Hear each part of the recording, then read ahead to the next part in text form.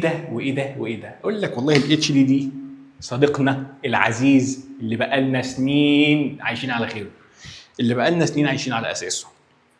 ايه ده بقى؟ ده لازمته ايه في الحياه وليه هو مهم؟ يونيتي بص هو ده وايه الاسطوانه اللي بنشوفها فيه ده، وايه عيوبه وايه مميزاته، وليه طلع بعده اجيال؟ ليه كل ده؟ اقول لك والله يا صديقي الاتش دي دي بيعتمد على قرص مغناطيسي مدور زي ده بالظبط. زي ده بالظبط. القرص ده في سن هنا كده، شايف السن ده؟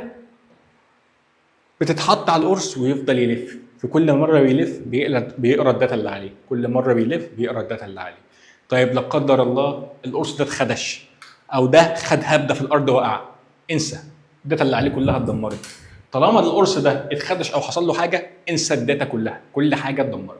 يبقى ده سعته كانت كبيره، لغايه النهارده في هاردات من الاتش دي دي بالتيره و2 تيره و3 تيره و10 تيره، وهتلاقيه عندك في الجهاز بتاعك 320 512 256، هتلاقي هاردات اتش دي دي بالساعه دي، ولغايه النهارده شغالين بيه عادي، وسعره منخفض، سعره مش غالي. لو رحت تشتري النهارده هارد اتش دي دي هيبقى ارخص 1000 مره من الاس اس دي.